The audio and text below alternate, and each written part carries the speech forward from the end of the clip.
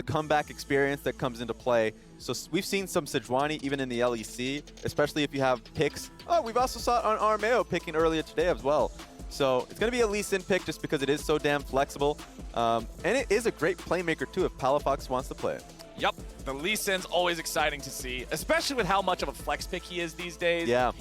I love seeing everybody have to pass the Lee Sin mechanics test. It's great because it shows that you're going to play a champion's got some skill to it. He's flashy when he pops off. It's just a good time. Over on the other side, TSM saying, all right, if you guys don't want Xin Zhao, we want Xin Zhao. But that means that Rumble's probably heading up there into the top lane. We all know that Huni has a long-standing reputation on this champion, so we'll get to see him on it here again. And PowerOfEvil on a trademark champ as well here with the Orianna. I think this could be a Sejuani angle. If you go towards, I guess it's going to be Nautilus. My main point is you want just a great engaging force right here because you want to be able to burn flashes early against the Orianna. The same case goes towards the top lane in the Rumble just because Rumble, his primary weakness is the fact that he doesn't really have control of his own wave. He's going to be shoving out consistently.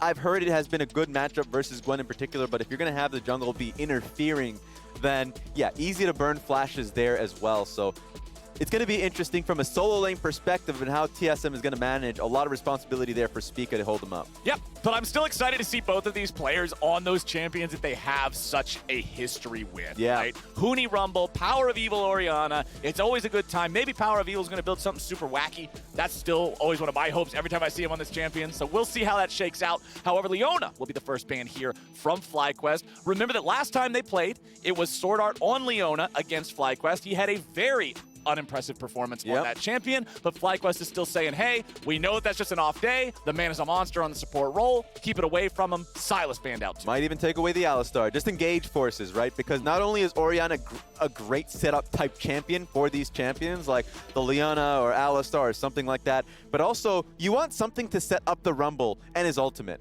I know Huni is, you'd say, the best Rumble player in the LCS, but if he doesn't have something like an Alistar, a Thresh is a great example as well, to kind of set him up properly, then yeah, it's going to be hard for him to really stick on towards champions that just have dashes like the Gwen and Lee Sin. Well, let's see what that last ban is here for TSM. LeBlanc banned away, so Palafox cannot take that one into the Orianna matchup. FlyQuest now thinking about what else they want to draft. I would expect the AD carry to come in here and then leave that fifth pick open for a powerful counter pick. Almost forgot about the fact that JoseDeodo is just an insane Lee Sin player. In the International that got him famous, it was his Lee Sin that just went wild. Oh yeah. So it's a great flex pick. Two junglers in the LCS, not only Broxa but also JoseDeodo are just chomping at the bit to get it. Okay, we got the Gragas locked in here. So with that picked up and Nautilus guaranteed to be going into the support role, that means that I'm actually expecting to see more of a Gragas in the jungle with a Lee Sin in mid. But of course, we will have to wait and see how those roles come together once the draft is complete. We got to see both final picks here for TSM now. Braum picked it for the support, and now we need our AD carry. Yeah, you rarely see AD carries drop in the literal 5 pick. But with Lost and Johnsun, they are actually AD carries with much larger pools that I've seen them play. So with the Braum, you can really go anything here. We already saw the Lucian in the past, in the previous game. Wild Turtle was one that picked that one up. It's a great combination here. With a full comp, it feels like, yeah, safety would be important because you do want Xin Zhao to play towards the top side.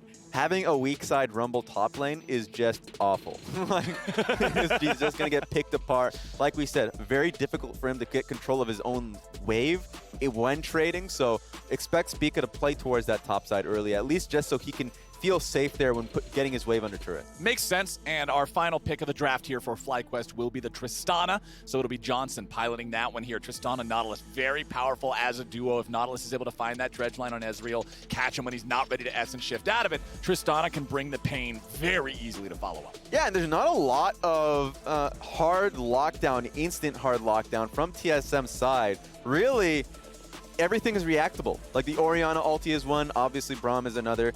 Xin Zhao, 3 talent strike, these type of things where it's like Tristana can just jump in as long as she knows that exhaust cooldown just isn't there for the enemy team. So it's a safe Tristana here. And FlyQuest overall, you're right about the JoseDeodo picking up that Gragas. We've seen it once before. It was from Xerxes. But yeah, I mean, this is going to be a great composition that allows him to just fire off. A lot of front line here, a lot of threats with the Gwen as well. Right, and you already talked a little bit about how you wanted to see Spica play towards the top half of the map here early on, especially considering the Rumble pick. Are we wanting the same thing from JoseDeodo, or do we want to see him focus elsewhere? I would like for him to focus bot side early. I think he can be a little bit more flexible. Like, there are going to be windows for him top side because you don't want your Gwen to fall behind and run into a situation where she's getting, like, you know, potentially 3-man dove, right? So if she's going to be weak side, that's fine. Just protect her when she doesn't have vision and you expect a stacking wave, these type of things. But go bot lane because there's a lot of kill pressure there with the Nautilus and Tristana. Okay, here we go, my friends. TSM and FlyQuest, last game of the day. Let's see who walks away with a win here. TSM very far ahead of their opponents here in the standings right now, up there at the top of the table, and FlyQuest want to knock them down an inch or two. Running out onto the map, they're all fanning out while we have what appears to be a bit of a death ball on the side of TSM. Yeah, looking top side here. This is them trying to see if they can get a Braum Q tag on towards the Gwen. Yeah, they can chase him up, and remember, he doesn't have flash, so this should turn into a kill.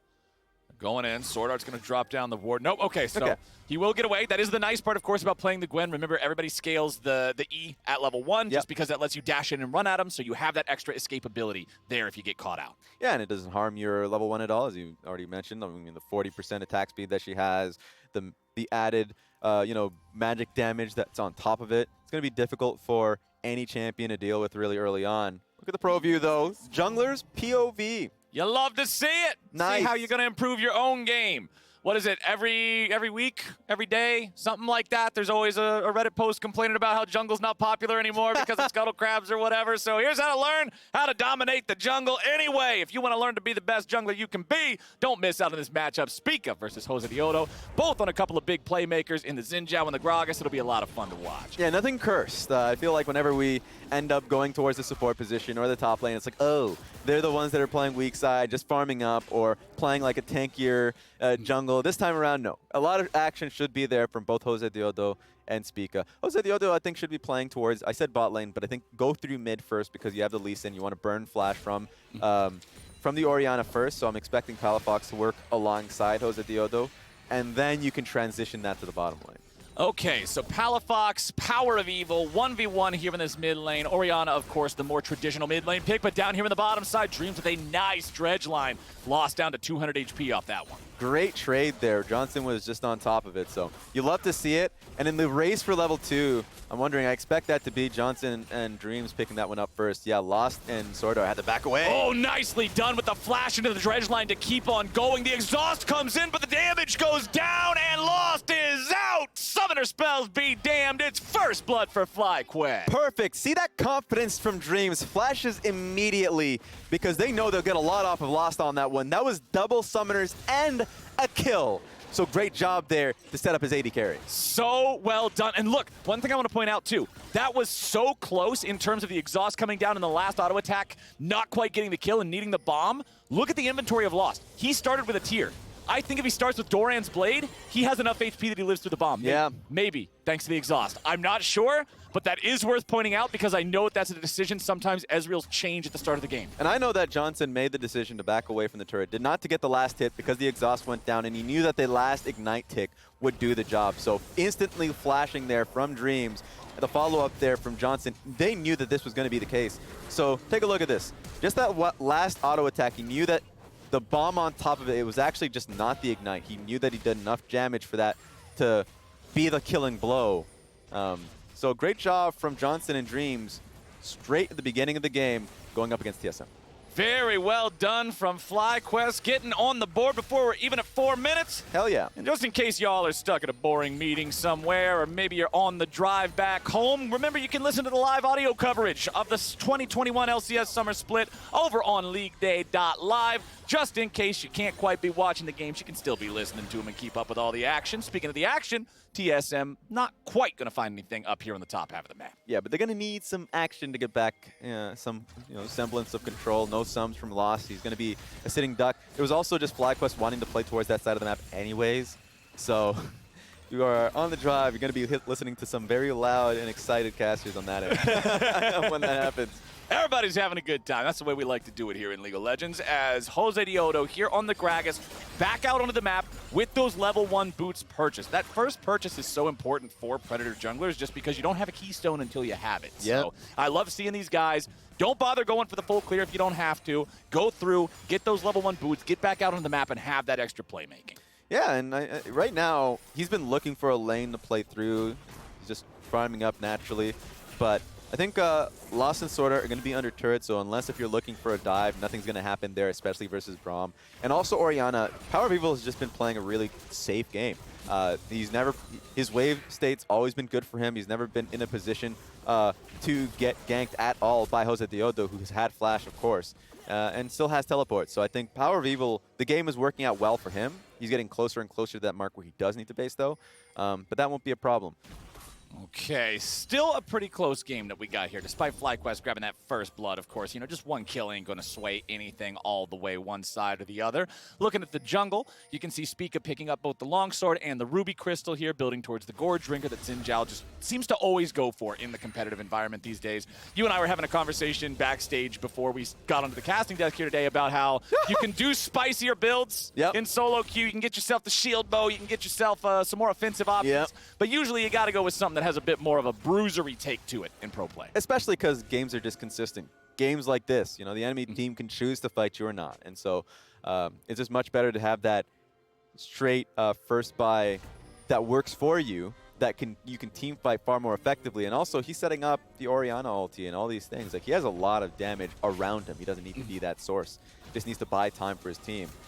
There was a ping really earlier on that was from the TSM side that was pinged on towards Dragon. I don't think they're going to have control on Dragon for some time, which is why they're looking topside.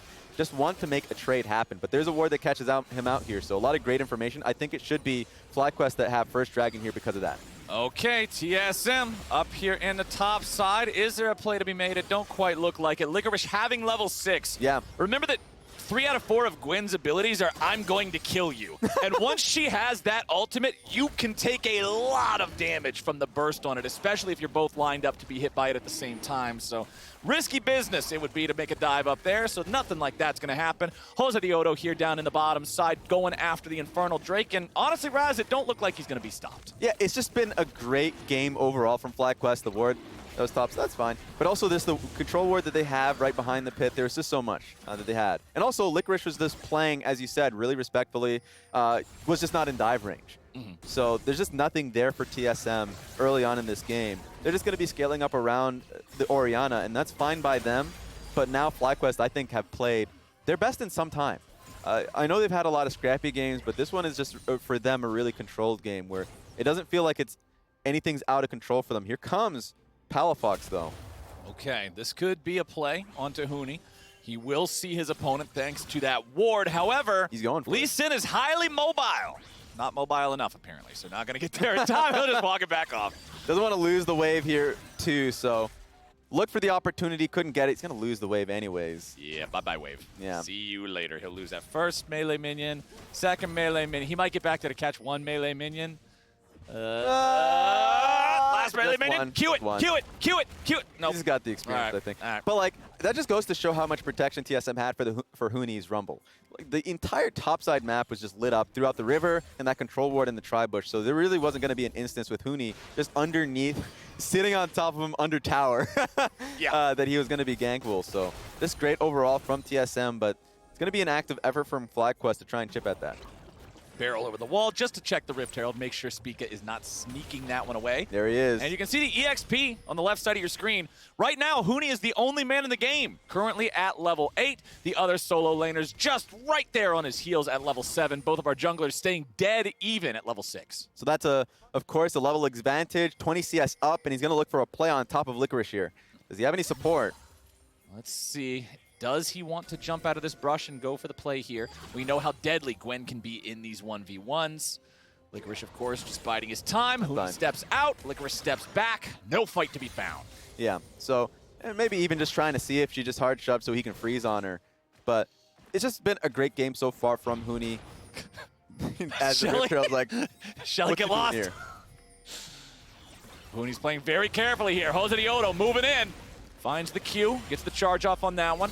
Saves the ulti here, doesn't want to drop that one. Knows that Huni has the flash, so if the ult comes out, Huni can just flash to a place where it knocks him to safety. Opts not to make that trade. Yeah, really smart holding his own flash for that one. So Huni, even though he used his ultimate, this is just great from him, who knows that he's a constant target. Yeah, and this is exactly what you said you wanted to see, right? You want to see them be able to focus Huni if he's pushing up and Spica's not shadowing him. Yes.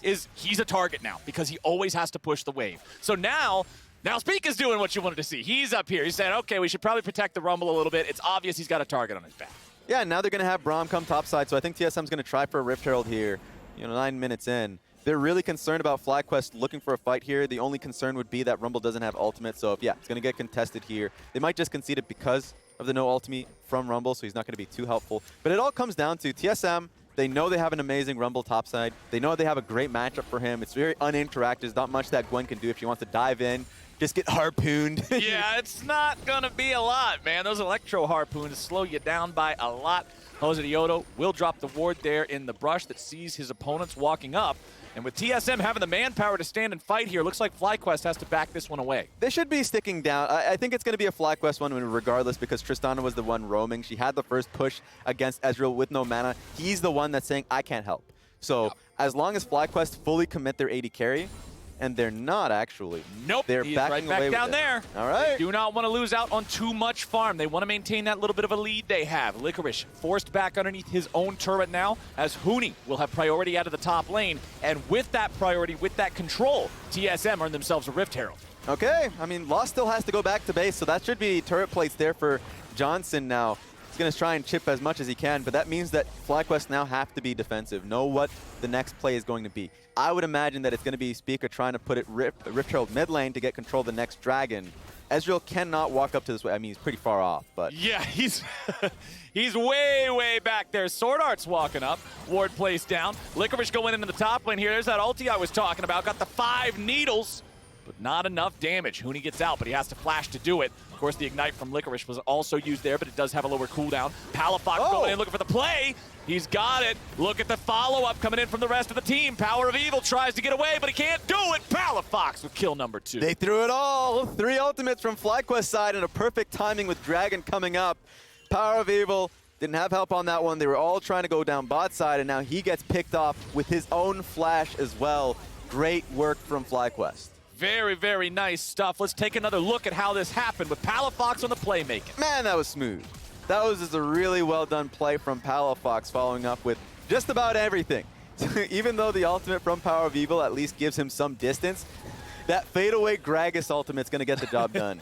Yup, right into the Iron Spike whip, active to finish off the kill and guarantee that you get the gold on the mid laner. TSM, however, will now seize the opportunity to go for this second Drake as it spawns. That will even up our Drake count, and it will be a Mountain Soul here this game. Yeah, a lot happened during the replay. I guess just a base there from FlyQuest side. So it didn't really matter all too much. The PowerOfEvil died on that one. So yeah, I mean, overall, it's just a traded dragon there. TSM being able to trade up is nice. It's going to be Mountain Soul, so it's a little bit more impactful, I would say, from FlyQuest side. They have the Lee Sin, Nautilus, and all that. So, and also as the game scales up, it's going to be great for Licorice. So I'm imagining he would want to go towards the Zonias just for team fighting. And you can see, even though both of them like to head for that Rift Maker nice and early, already completed for Huni, because he has about a 4-wave farm advantage. Licorice, those 4 waves behind, I mean, he's still juggling components, as JoseDeodo is down here in the bottom lane, looking to maybe make something happen. Control ward placed down defensively in that Krug brush. Means that Jose will be spotted. Lost finding whatever Mystic Shot poke that he can, just trying to get rid of this FlyQuest jungler. But hey, the players weren't the target, the turret was, and it makes it pretty easy for Johnsun to put a lot of damage into that one. Plating only around for another 30 seconds, but they don't even need that time. FlyQuest with the first turret of the game, and now Palafox is going for the 1v1. Here yet again, PowerOfEvil's in a lot of hurt, and Palafox solos him down. There we go, found that angle. PowerOfEvil sending out the ultimate, hoping that he could create some distance, but Palafox getting that kick works out wonderfully. And all of this was being done while FlyQuest is just pummeling TSM's bottom lane, and Gwen was just picking up his own camps. Here we go. Oh, okay. SwordArt's getting knocked back, but good use of his shield keeps him safe. He will survive the damage. And yes, TSM did do a good job trading the turrets there with the one on the top side, but now we got a fight breaking out. Palafox, what are you doing, buddy? A little bit too hyphy on that one as the backup has arrived. Licorice is ready to go. Spica is going to get himself away, and Licorice is in some trouble. He tries to walk all the way back. Yes, there's a cast coming out, but Licorice dies, and TSM is on the board. I felt like a defensive play from Palafox, knowing they needed an exit way. They dove pretty deep, and it was JoseDeodo that didn't have much HP. He was going to be the target, so they're trying to find a way out. Just a great punish from TSM overall to get that kill on towards Licorice. At least they got something on the board now. Yes, exactly, right? They finally got themselves that first kill. It's almost 15 minutes into the game. The early game didn't see many of the fights going in their favor. Yeah. Now they're here. Now they got the punish. The gold still not even 500 apart. Both teams at one turret to one turret. That is what I was saying before that fight broke out, because you were talking about FlyQuest being able to pummel this bottom lane turret. Let's take another look here in the replay. Yeah, so they caught SwordArt here warding, but the problem here is that Johnsun was really far off. Even if the ultimate was nailed down from JoseDeodo, SwordArt was going to be safe. So here comes Huni. They want to be able to cut off their exit with the Huni ultimate, but Palafox tries to buy time. They think they can take the fight. Here comes the ultimate layering through in a really small corridor. So FlyQuest just needed a way out. There's just too much damage flooding in from TSM's side. So it was a smart decision to just leave Licorice. He almost got the kill on a SwordArt too. Yeah. And I mean, at that point, somebody's going to die. If somebody else went back to try to trade Licorice, or to try to save Licorice and get some sort of a trade, it would not work. Palafox now in a 1v1 against Huni. True Shot Barrage comes down, but it won't find the target it was looking for. Palafox looks for the re-engage now. Has his cooldowns ready to go yet again. Sonic Wave, Resonating Strike, but it won't work, baby. That's Huni Rumble, and he gets the kill in the 1v1. He was overheated, and he was just smacking him with his drill. Really well done. That stupid anime drill that he has to scream the name of every time that it turns on, man. You better be ready for it. Better believe it been operated by Kamina himself. Huni did a great job there, but yeah, it was close. I mean, Palafox has been on fire this game, so trying to even it up works out well for him. Okay, PowerOfEvil just making sure that he's checking every brush for Licorice. You don't want to allow Gwen to get the drop on you there. Licorice, of course, still not quite at the same level that Huni is in terms of his economy, is one level down as well, but still a very real threat against PowerOfEvil in a long lane situation. So PowerOfEvil must play that safely. TSM now with a gold lead, despite still being down a kill. First bases here coming through from TSM. It should be a dragon focus now. It's going to be second dragon, sure, but I would prioritize that over Rift Herald here. So wonder who's going to get the first dib at that one. Vision control is there from FlyQuest's side. So all they're really waiting on is Licorice. Licorice being there first is going to be really important, but it's going to be Orianna that's lagging a little bit behind. Let's just see it. They're in position for a fight. Okay, Huni could be the first one to be found. Nautilus ulti comes down. Gragas ulti goes through, but it knocks away the Ezreal. Equalizer placed down for the counterattack, and TSM is ready to go. Huni was the one who was baiting them in all along. FlyQuest do not get what they're looking for, and now with everybody else hurt, they have to hobble away. So close.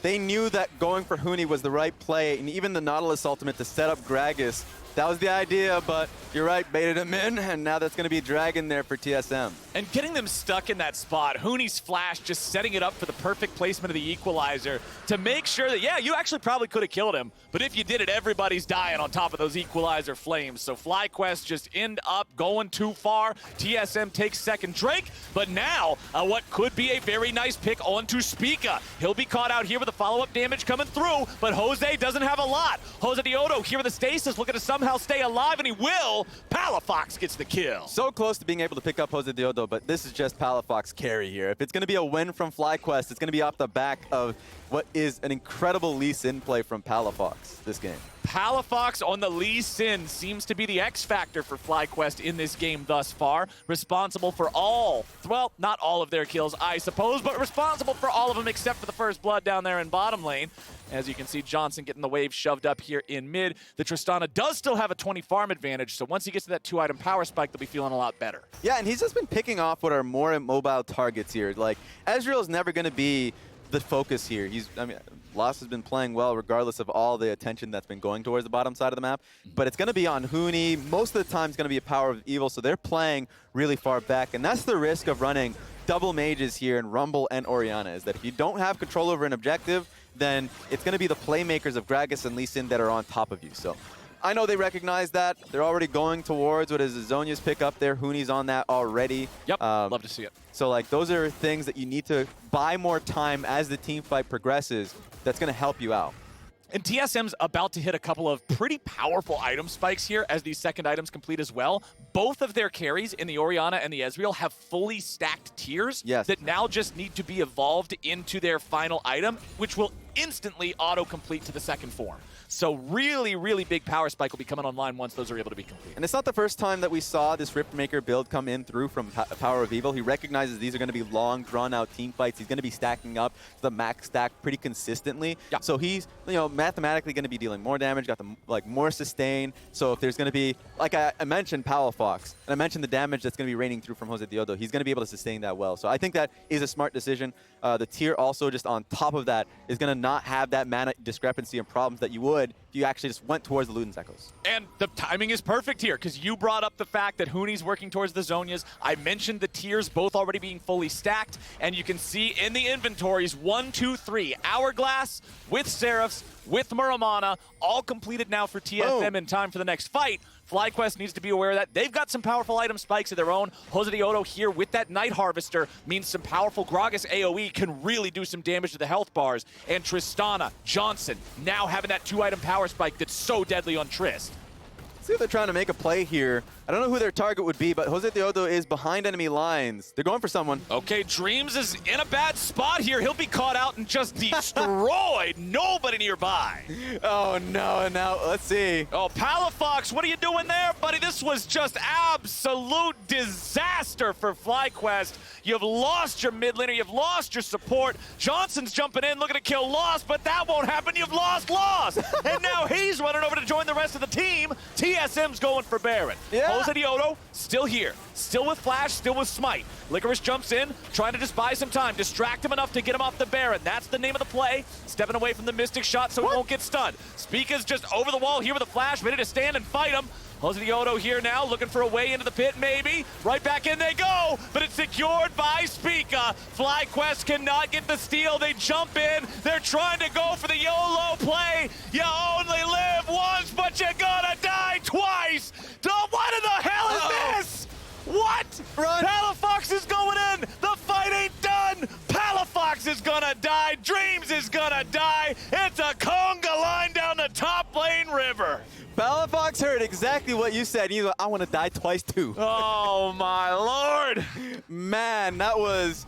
I said it was JoseDeodo that was in behind enemy lines, but how far behind enemy lines does it take before you get punished? And that was Dreams dying on the top side of the map, Lee Sin to follow. All of this, by the way, when they were trying to focus down a dive mid lane. And so less members here. I like this play from Spica. So all he's trying to do is just say, hey, the team, you guys need to burn down the Baron. I'll just interrupt Gragas if he tries to dash in with my ultimate. So that made a lot of sense, but he was buying a lot of time. So he just said, screw it, 50-50, goes in, because they're going to win the fight anyways. And yeah, about this TP. Yeah, they TP in because I guess they're thinking, okay, TSM, they got some injured health bars here. That's still 5 men from TSM in the same location, and you're 2 men from FlyQuest trying to fight them. It's not going to work out there, and TSM just get away with a play that's honestly set them up to be in a spot to just win the game from here. Yep. All it takes is one mistake. FlyQuest were in a pretty good position. And now mistakes on mistakes. I was going to say, I'm not even going to call that a single mistake. I'm going to call that a series of unfortunate events that all happened very close to one another. And that is now a game that's even further in TSM's control. 3 Drakes stacked up for them now. They will continue pushing. They only have 2 turrets down from FlyQuest. So this tier 1 mid still standing, all those tier 2s still standing. Lots of gold for TSM to try to get here. Yeah, and right now, I mean, TSM's not forced to do anything. Orianna's coming right back out of base, so she's focused on the top side. She does have to play respectful, yeah, going redirecting towards the mid lane because FlyQuest just beelined it up top here. But they're just going to play 3 lanes. That's what I'm expecting. They're going to be defensive when the wave comes in top side, and now they're going to have to respond to what is Huni in the mid lane, Ezreal, Orianna, and Braum pushing mid. So, yeah, base is coming through right now from FlyQuest side. This is when the attack comes through. Mm-hmm. Well, here it goes. TSM just rolling down mid lane, death ball style. Everybody's grouped up. You can see SwordArt taking a step off to the side, just sweeping around, looking for vision, making sure that nobody's getting caught out here by some sort of a pincer maneuver. They see Lee Sin topside with no teleport, so if they want to just go for a dive, they can do it. Yeah. They're saying, all right, if you want to split push top, sure, go for it, no big deal. They already saw that teleport that resulted in his death in the topside river. The rest of FlyQuest knows there is no world where this 4v5 is winnable. They will back away, they will watch their mid lane inhibitor fall, and their mid laner is now on his way back to the base. Yeah, that's just a call from FlyQuest, knowing that they didn't want to go for a 5v5 underneath turret. They'd feel like they would lose anyways. Right. So just trying to trade something. It makes sense, but now... Still feels bad. Yeah, feels really bad, especially after you know that it was a flurry of mistakes that happened really earlier on. So 3 minutes until the Dragon that would be Soul for TSM. It's a little bit of time left, but for FlyQuest, it's pretty rough because... Yeah, you want to focus towards the Dragon, and I think TSM's going to pile on the wards here, but they don't even have to do that. They can send members straight down mid lane and force an end of the game, so FlyQuest just has to force a fight now before TSM sets up their vision. Okay, FlyQuest has 4 players down here in this bottom side in the jungle of TSM. Dreams now pretty far forward, separated from the rest of the squad. Spica jumping in, but remember that even if Xin takes a lot of damage, the ulti does a lot.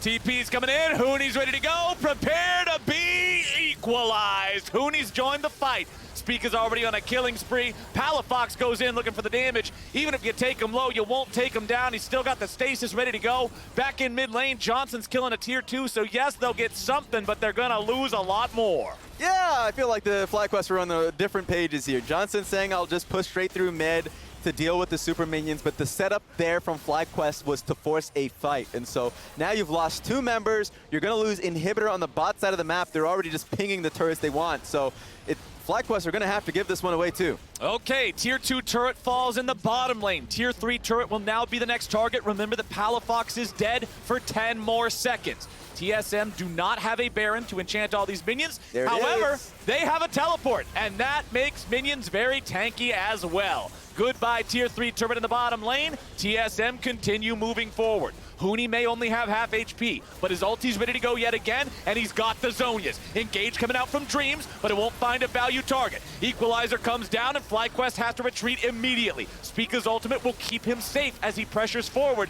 and now looks for even more. Wind becomes lightning, and the shockwave follows the wind. Dreams will die, and Lost is on a rampage. FlyQuest try to hold on and survive. Licorice dashes forward, but he cannot continue the fight alone. TSM now looking at Nexus turrets, but backing away with injured health bars. Yeah, this is just TSM fully confident, jacked up, 6K goal lead, even Lost blinking forward for extra bit of damage because he knew he couldn't get punished. It's just rough stuff here from FlyQuest now.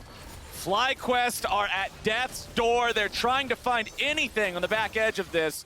But honestly, TSM doing a good job sticking together, backing away. It's another TP coming out. Palafox looking for something on the back end, but TSM is already gone. Yeah, trying to delay bases. They were successful at that, getting 2 people back, but 3 low mana, low HP members of TSM were sticking around.